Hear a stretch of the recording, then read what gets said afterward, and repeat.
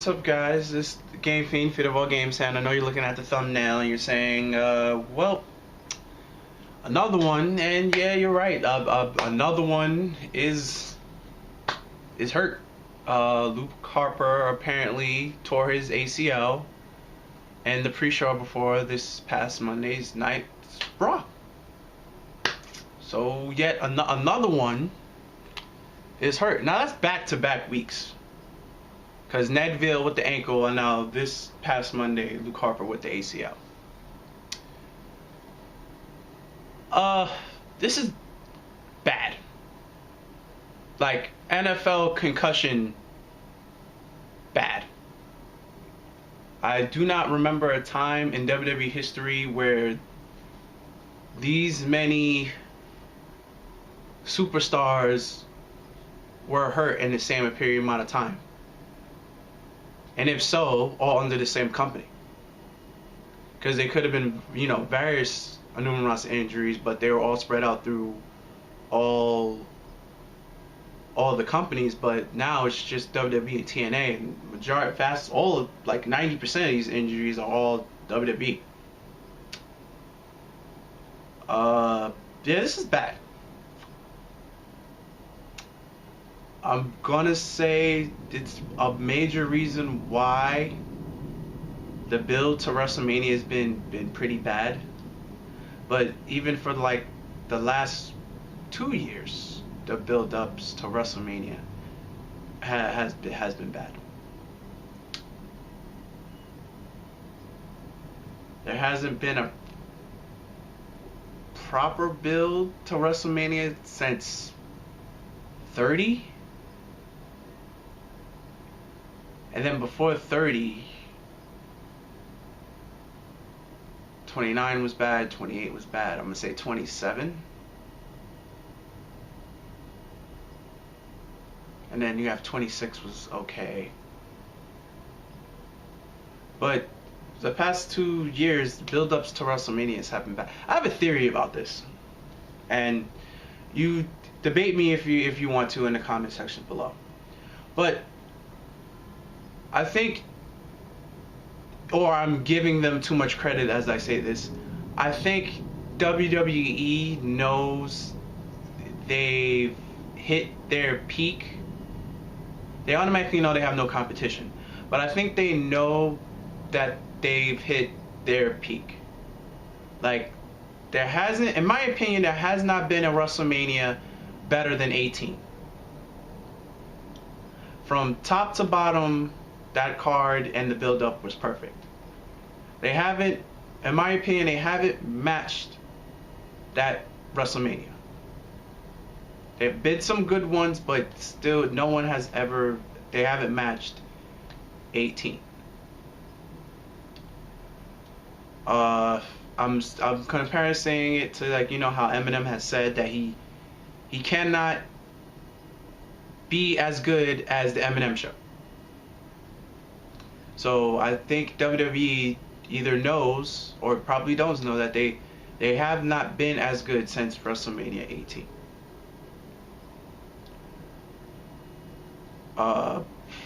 And since I think they knowing this, they make the build-ups to the past 2 WrestleManias bad.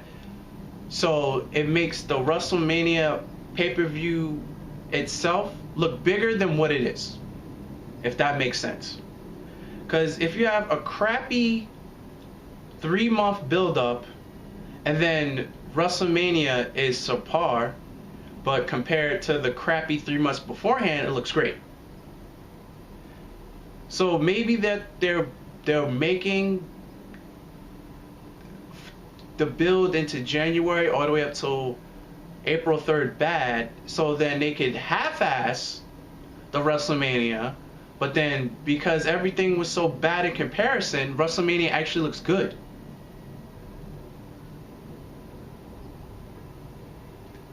Because looking back at WrestleMania 31, it was okay. The ladder match was okay. The Randy Orton match and Seth Rollins match was good.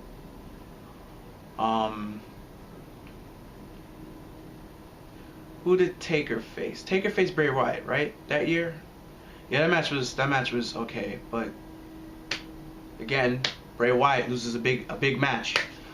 And then the main event, Brock Lesnar versus Roman Reigns, and then that's when Seth Rollins cashed in.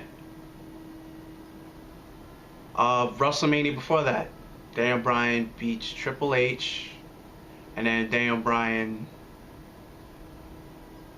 beats Randy Orton and Batista.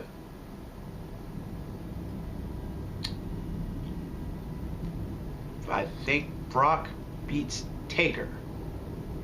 Yes, because this is 30. Brock beats Taker. Okay, past two have been good. Let's not talk about 29. The first half of the start build of 29 was making it seem that New York and New Jersey is actually a place where there's no such thing as a New York, New Jersey. 28 and 29, no, because that was the whole build up. Rock and Cena, both of them don't like each other, so they're not going to sell to one another. 2 years on that. 27 in Atlanta was okay. So, but we're looking back, they really weren't that good. They only had 3 memorable matches the past 2 WrestleManias. But because the build-ups were so bad, they stood out. Because I'm going to be honest with you, I'm going in expecting nothing. And I'm really only watching it for the Dean Ambrose versus Brock Lesnar match. Because it's the only build that's consistent and makes sense. Well, besides the Becky Lynch and Sasha Banks and Charlotte. So that one and that second match are probably the only 2 reasons why I'm watching this pay-per-view. I only want to expect greatness from those 2 matches. Everything else, I want to be surprised. Everything else, I definitely want to be surprised. So I can't even remember the card off the top of my head, because we have Brock versus Dean, and I hope they give it to Dean. The triple threat match between Charlotte and Becky Lynch and Sasha Banks. I hope they give it to Sasha. We have New Day versus the League of Cena Jobbers, which is the League of Nations, but New Day already beat them twice. So why should I care about this match for the 3rd time? We have Jericho versus AJ Styles. They're gonna give it to AJ, and AJ already beat Jericho twice. So yet again, why do I care about this match again? But I hope they give it to AJ. Looking up the rest of the card as I speak along. Main event is Triple H versus Roman Reigns, and hopefully this is when they let Roman Reigns finally go over and him keep the title. And this will him in 3 months. He will be the WWE champion 3 times. He's gonna catch up to John Cena in no time. You have Shane versus Undertaker in the Hell in a Cell, which I don't even know how that's gonna end. I honestly don't. And you have let's get everyone on the card because everyone needs a paycheck match. Kevin Owens, El Generico, Sin Cara, Miz, Dolph, Stardust, and Zack Ryder. Zack Ryder can barely get on Raw, but he's in a match at WrestleMania. Think about that for a second. He could barely get a match on Raw, but he's on the card at WrestleMania. It honestly should have just been El Generico versus Kevin Steen. We all know that. But this is WrestleMania, and they have to overload the card and book as many superstars as possible.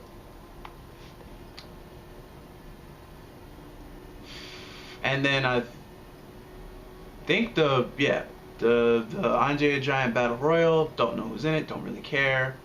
Is that even on the card, or is that on the pre-show?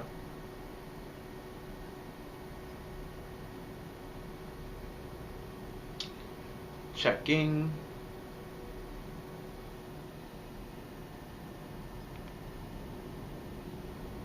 Well, so far we have Heath Slater, Curtis Axel, Adam Rose, Bo Dallas, Big Show, Kane, Tyler Breeze that are in the match. And it looks like it's on. It looks like it's on the card. It's on the main card. Wow. We have we have Kalisto versus Ryback. I forgot about why the hell does Kalisto and Ryback get a singles match, but we can't get El Generico and Kevin Owens? Kevin Steen.